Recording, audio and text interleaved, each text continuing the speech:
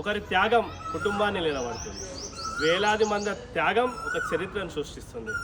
లక్షలాది మంది యొక్క త్యాగం ఒక రాష్ట్రాన్ని ఆవిర్భవించే విధంగా చేస్తుంది. ఆ కళలను సాకారం చేసుకున్న రోజే ఈరోజు ఈ తెలంగాణ రాష్ట్ర ఆవిర్భావ దినోత్సవం మనం చేసుకుంటున్నామంటే ఆ తెలంగాణ రాష్ట్రం కోసం అనేక మంది ప్రాణాలు త్యాగం చేసిన రోజు అని చెప్పి మనం మర్చిపోవద్దు.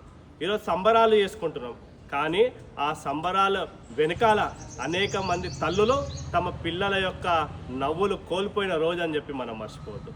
రాష్ట్రం కావాలి, రానున్న తరం బాగుండాలని చెప్పి అనేక మంది విద్యార్థులు, రైతులు, మహిళలు, ఉద్యోగులు ఆత్మ బలిదానం చేసుకున్న తర్వాత వచ్చిన తెలంగాణ ఇది. ఆ రోజు తెలంగాణ కోసం ఎంతోమంది ఆత్మ బలిదానం చేసుకుంటే అప్పుడున్న కాంగ్రెస్ ప్రభుత్వం వద్దు నిద్రపోతుంది.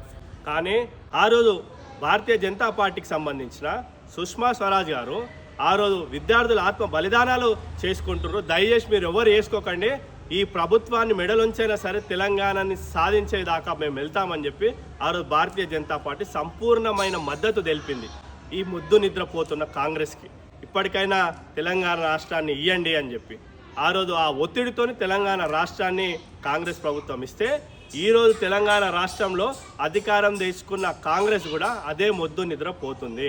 ఈరోజు విద్యార్థులు వాళ్ళకి ఇస్తా అన్న ఉద్యోగాలు ఎక్కడ పోయినాయి, వాళ్ళకి ఇస్తా అన్న నిరుద్యోగ వృత్తి ఎక్కడ పోయింది, మహిళలకు ఏ రకంగా మోసపూరితమైన మాటలు చెప్పి మహాలక్ష్మి పథకం పేరు మీద మీకు పెళ్ళైతే తులం బంగారం ఇస్తా అన్నారు. ఆ తులం బంగారం ఏడిపోయింది.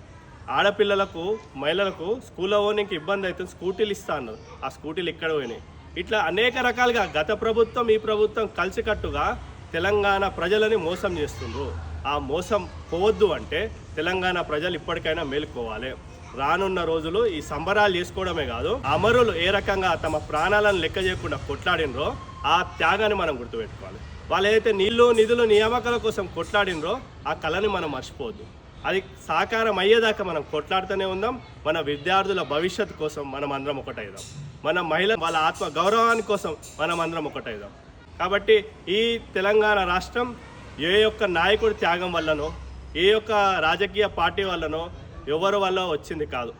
వేల మంది తెలంగాణ ఆకాంక్ష కోసం ఆత్మ బలిదానం చేసుకున్న తర్వాత సాధించుకున్న తెలంగాణ ఇది. ఈ తెలంగాణ యొక్క అమరులను స్మరించుకుంటూ వాళ్ళ యొక్క ఆత్మ బలిదానానికి ఏదైతే స్ఫూర్తిని ఉందో అదంతా మన లోపల నింపుకొని తెలంగాణ కోసం, తెలంగాణ వచ్చేదాకా కొట్లాడిన ప్రతి ఒక్కరికి వందనాలు తెలుపుతూ జోహార్ తెలంగాణ, జోహార్ జోహార్.